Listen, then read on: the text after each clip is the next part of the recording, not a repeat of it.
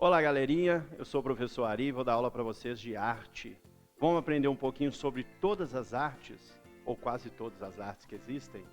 Vamos lá. Primeiro, o que é arte para vocês?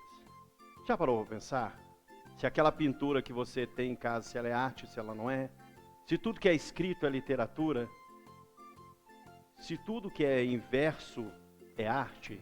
Já parou para pensar nisso? Vamos entender aí o que é arte e quais são as artes que existem? Vamos lá. Bom, a arte é uma forma de expressão que foge do convencional. Vamos pensar aí, um texto, uma notícia, por exemplo. Uma notícia é um texto que tem o objetivo de te passar uma informação sobre um acontecimento atual. Então é um texto que tem uma função, que a gente chama de texto não literário, não artístico. Agora, uma música. A música ela é para te passar uma mensagem? A música não, a música te faz dançar. A música ela pode fazer ficar feliz, ficar triste, ela mexe com você. Quem faz uma música não preocupa só em como escrever, ele preocupa em colocar um ritmo, em colocar musicalidade.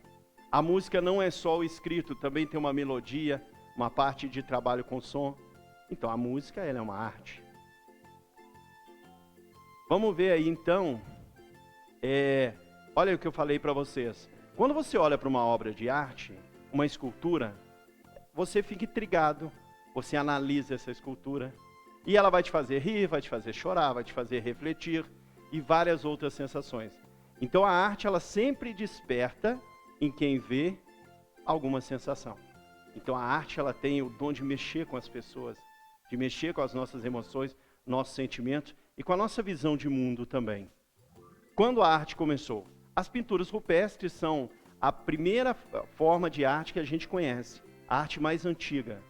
Nós temos também os gregos e romanos que já faziam esculturas, já faziam teatro, música, antes do século I.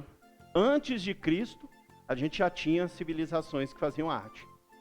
Bom, aí, em 1911, bem mais perto da gente, um italiano chamado Ricciotto Canuto escreveu o Manifesto das Sete Artes.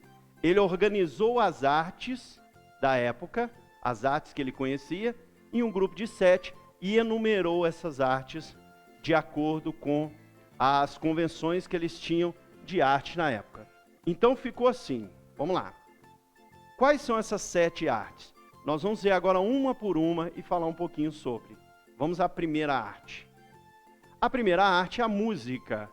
Aí tem aí um exemplo para vocês de um concerto musical, né, que a gente pensa naquela música erudita, aquela música chique. Mas será que é só essa música que é arte? Não, né? Por exemplo, o samba é arte, a música sertaneja é arte, o funk é arte, por mais que você esteja assustado com isso. Então qualquer tipo de música pode ser arte. Agora, pode ter música também que não é arte, tá? Aquela música que não gera uma sensação na gente, aquela música que não diz algo além do que está escrito, ela não vai ser arte, tá? A arte tem essa característica. Quando chegar na pintura, eu vou dar um exemplo que vai ficar mais claro isso para vocês. A segunda arte é a dança. A dança é aquela arte que envolve o movimento corporal. Geralmente a dança vai vir associada ao ritmo, e esse ritmo vai estar associado à primeira arte, que é a música.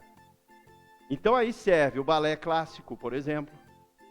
E muita gente pensa assim, a arte, dança que é arte é só o balé, é só aquela lá do teatro chique. Não, a dança de rua é arte. O forró é arte. O frevo é arte. Então, todo tipo de dança vai entrar dentro dessa segunda arte. Tá bom? Vamos lá. Depois nós temos a pintura. Eu falei que ia dar um exemplo aqui sobre o que é arte e o que não é arte. Aquela pintura que tem o objetivo só de retratar a realidade. O Ari foi lá, quis ser pintor, aí eu pintei uma rosa vermelha, com cabinho verde e pronto. Você olhou ali e você viu o quê? Uma rosa vermelha com cabinho verde. Será que isso é arte? Se ele só te informa que é uma rosa vermelha com cabinho verde, não é arte.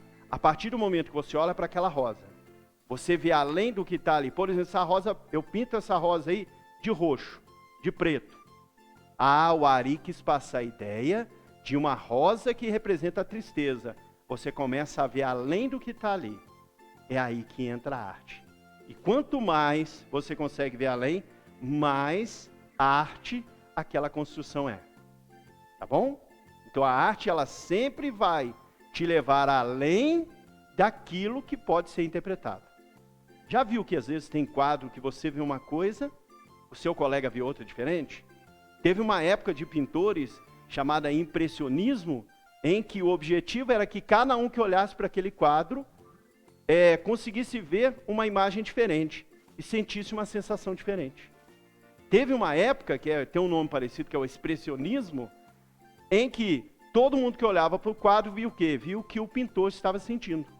Então, tem arte que é para expressar o que o artista sente, tem arte que tem o objetivo de mexer com quem recebe aquela arte, tem arte que é feita para parecer que não é arte. Vou falar de um exemplo aí, uma época chamada dadaísmo, era uma arte que era para você olhar e não ver arte. Por exemplo, eles fizeram uma escultura que era uma roda de bicicleta. Aí você olhava, não, isso aqui é uma roda de bicicleta.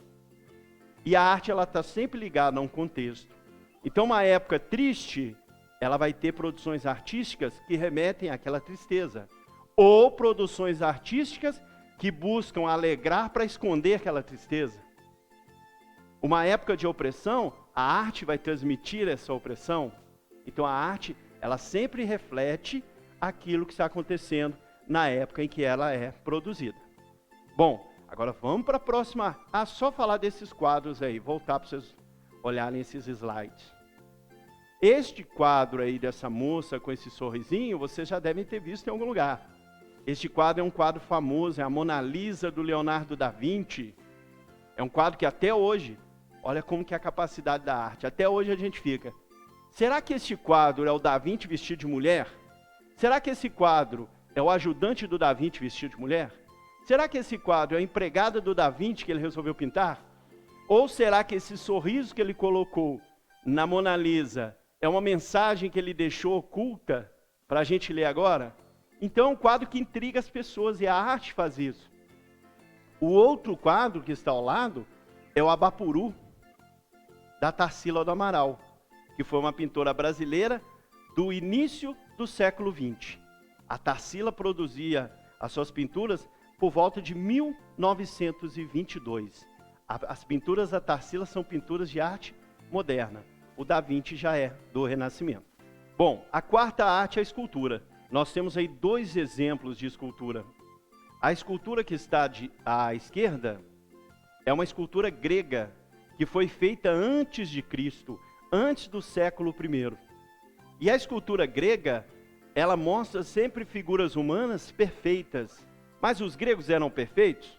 Fisicamente eles não tinham nenhuma diferença?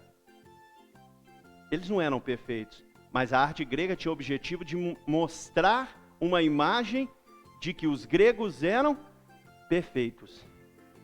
A outra imagem é uma imagem de um brasileiro, famoso escultor aleijadinho, de uma época chamada de arte barroca. A arte barroca, se você pesquisar esculturas barrocas, você vai ver que são esculturas com o rosto triste, rosto feio, assustador. Por quê? Porque na época do barroco, existia um objetivo na arte de deixar as pessoas tristes. Por quê? Porque a época do barroco é uma época em que muitas pessoas estavam afastando da religião. E o barroco é uma arte que vai querer trazer essas pessoas de volta para a religião.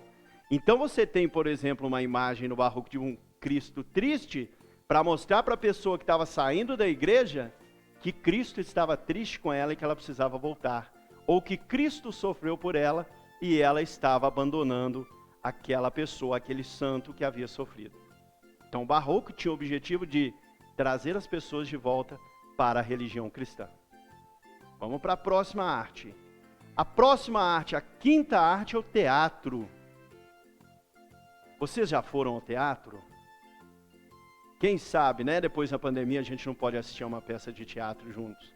Mas o teatro é uma encenação, eles representam uma cena do cotidiano, ou pode ser uma cena de uma história de fantasia.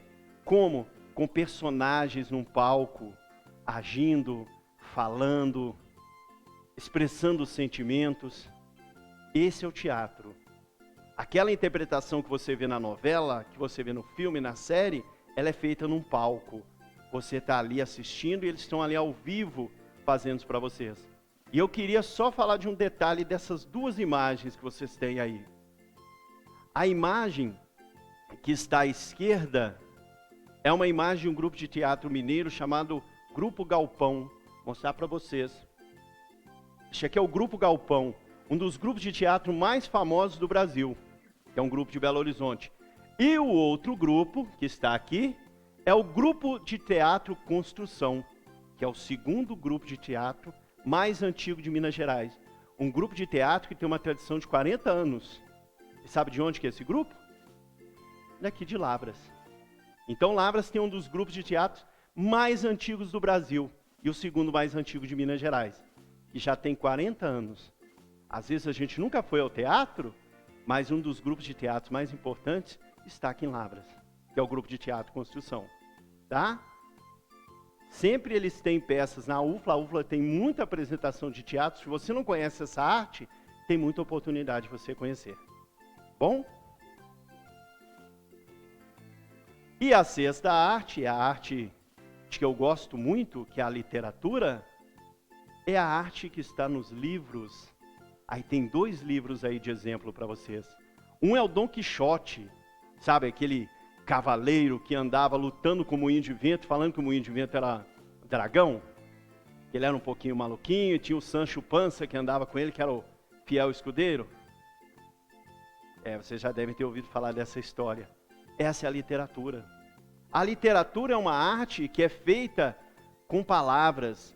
E essas palavras te levam a viajar. Elas te levam a construir uma história, construir uma imagem. Quem já leu um bom livro sabe do que eu estou falando. Então a literatura é a arte feita com palavras. Lavras tem uma academia de letras. Então tem muitos escritores em Lavras. Inclusive, se vocês olharem para a imagem, vocês vão ver que um dos livros é o Dom Quixote, do Miguel de Cervantes, e o outro livro é de uma autora de Lavras, Alanis Martins. E você tem vontade de escrever um livro? A literatura é uma arte que interessa para você? Hoje é muito fácil você fazer literatura. Você pode fazer no seu caderno, e depois você publicar ou não. E tem muito aplicativo na internet que permite que você vá criando o seu livro, e que você possa ler bons livros também. A literatura, a arte feita com palavras, mas que na verdade é uma arte que quando você tem acesso, você cria imagens na sua mente. Você viaja, né? Vocês devem conhecer uma outra história também muito legal que eu recomendo para vocês. É a história do Pequeno Príncipe, que é uma literatura que leva muitas lições de vida. Vamos para a próxima. Próxima arte, a 7ª arte é o cinema. Cinema, mas o que é cinema? Cinema é só aquele lugar que a gente vai, come pipoca e assiste ao filme? Ter acesso ao cinema é só ir até uma sala de cinema para assistir? Não, o cinema é toda essa arte que nós chamamos de filme. Então o filme lá do site, ele é cinema. O filme que você aluga em DVD, ele é cinema. E é claro, o filme exibido nas salas de cinema é cinema. Hoje nós temos cinemas feito com pessoas como personagens, mas você tem o cinema feito com animação, tem um cinema feito todo em computador. Então o cinema é a 7ª arte. E quando eu disse para vocês que foi escrito um manifesto de 7 artes, este manifesto ele termina aqui, com o cinema como 7ª arte. Mas, o que aconteceu depois? Alguns historiadores e estudiosos de arte se reuniram e decidiram incluir aquelas 7 artes que já estavam na lista, mais 4. Será que vocês vão se surpreender agora com algumas artes? A partir do momento que eu for mostrando cada arte, pensa aí, você achava que isso era arte ou você está descobrindo agora? E eu vou falar para vocês qual que eu achei que não era arte e descobri depois. Então vamos lá. Primeiro, fotografia. Fotografia eu já imaginava que fosse arte. O que é a fotografia? É aquela cena que é capturada por um equipamento que antes trabalhava com o uso da luz. Agora é um equipamento digital. Então, quando você captura uma imagem, você escolhe a imagem, você escolhe de onde você vai capturar, você escolhe o foco, você mexe na imagem, você mexe nas cores. Você está fazendo uma arte que a gente chama de fotografia. E o fotógrafo, ele é um artista, tá? Toda fotografia vai ser arte? Não. Aquela fotografia que eu uso só para registrar alguma coisa não é arte. Agora, quando você tem uma fotografia como esta, por exemplo, do slide, do Sebastião Salgado, ele capturou aí uma criança indígena em um momento específico.